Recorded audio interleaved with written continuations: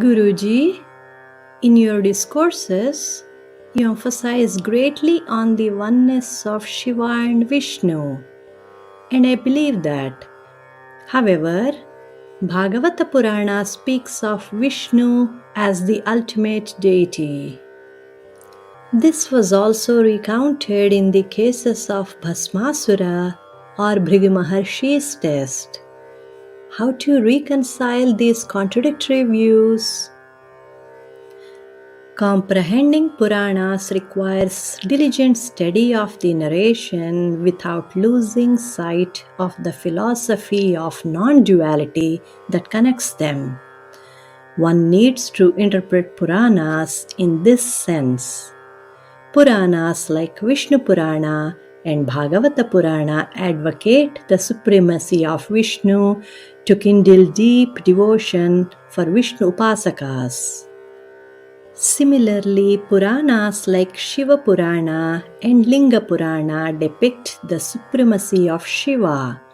Narratives such as the emergence of Shiva as the gigantic pillar of fire, of which Brahma and Vishnu could not discover the beginning or the end, Vishnu gaining Sudarshana Chakra on praying to Shiva, Dakshayajna in which Veerabhadra defeats Vishnu, can be cited to establish this perspective. In the same way, the supremacy of Devi is established through narratives in Shakti-centric Puranas like Devi Bhagavatam and Brahmanda Purana.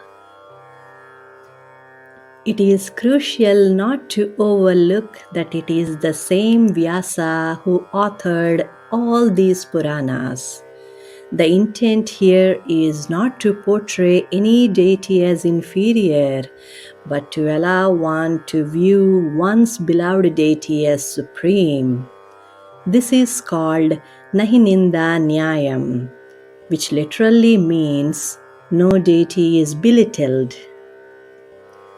It is the same Paramatma that is worshipped as Vishnu by some, as Shiva by some, and as Shakti by some others. Considering the different practices in Sanatana Dharma, scholars have a responsibility to reconcile this unifying philosophy with discernment and convey this idea to their followers. When a deity is considered as a means to fulfilling one's worldly wishes, only those wishes will be fulfilled and nothing more. However, worshipping the deity as Paramatma with the goal of attaining the ultimate truth or jnana will lead to its fulfillment along with everything else. Bhasmasura worshipped Shiva only to fulfill his worldly wishes. Hence, he did not get enlightenment. Paramatma does not discipline the transgressions in the same manifestation in which he fulfills the wishes. Since Paramatma took the form of Shiva to grant Bhasmasura's wishes, he took the form of Vishnu to discipline him. Otherwise, Bhasmasura is no match for Shiva, the assimilator of the entire creation during Pralaya. Interpreting Puranas thus carefully with an open and inquisitive mind is needed. Restricting oneself to one book or doctrine and thinking low of other practices will not lead one to enlightenment. Only when one realizes that it is the same Paramatma that is depicted in different schools of thought, one will attain Jnana and Mukti.